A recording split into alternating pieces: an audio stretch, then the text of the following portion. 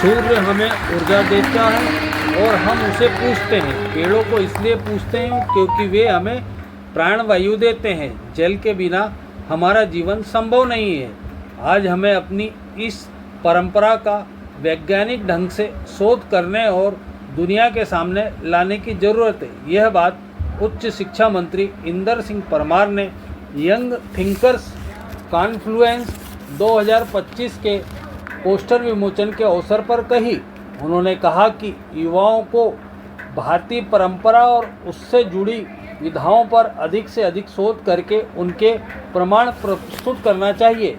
इस अवसर पर माखनलाल चतुर्वेदी पत्रकारिता विश्वविद्यालय के कुलपति विजय मनोहर तिवारी ने कहा कि एक भोजशाला उज्जैन में भी है। कार्यक्रम में सम्राट विक्रमादित्य विश्वविद्यालय उज्जैन के कुलपति अर्पण भारद्वाज और देवी अहिल्या विश्वविद्यालय के कुलपति राकेश सिंघई ने भी अपने विचार व्यक्त किए। लोग चाहते हैं कि हमारे इतिहास को हम समझें,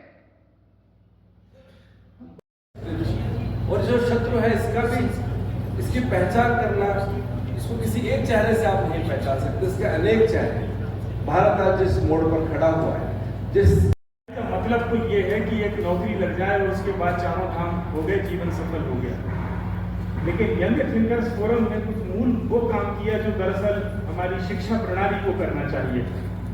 क्षेत्र में जो आगे बढ़ रही है उनको और आगे बढ़ाने का पूरा प्रयास है, जिसमें अर्थव्यवस्था, अर्थनीति, भारत का ज्ञान विज्ञान और भारत की परंपराएं, मान्यताएं, जिसके आधार पर भारत कभी सबसे शक्तिशाली देश होता था, संपन्न देश होता था, विश्वगुरु भारत कहलाता था। इस प्रकार के लक्ष्यों को फिर से प्राप्त करने के लिए हमारी युवा पीढ़ी को कैसे ट्रेंड होने की ज़रूरत है, क्या क्या हमको करने की ज़रूरत है। मैं समझता हूँ कि यंग थिंकर फोरम एक लक्ष्य लेकर के काम कर रहा है। पाठ्यक्रम में सुधार को लेकर भी आपने मैसेज दिया है। पाठ्यक्रम में परिवर्तन हो रहा है, राष्ट्रीय शिक्षा नीति के अनुरूप पूरा पाठ्यक्रम बना रहा है। उसमें भारतीय ज्ञान परंपरा को जोड़ा जा रहा है और विद्यार्थियों को रुचिकर विषय लगे, इस प्रकार के विषय को सबको सम्मिलित किया। धन्यवाद।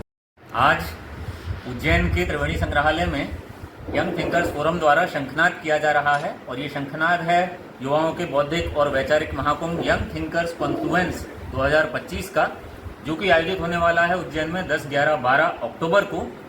और 18 से 40 आयु वर्ग के कोई भी युवा इसमें निःशुल्क पंजीयन कर सकते हैं। आज से ही पंजीयन प्रारंभ हो रहे हैं www.youngthinkersforum.com पर। तो सभी प्रबुद्ध युवाओं से ये अपील है कि आप इसमें पंजीयन करें और इसका अधिक से अधिक प्रचार प्रसार करें। धन्यवाद।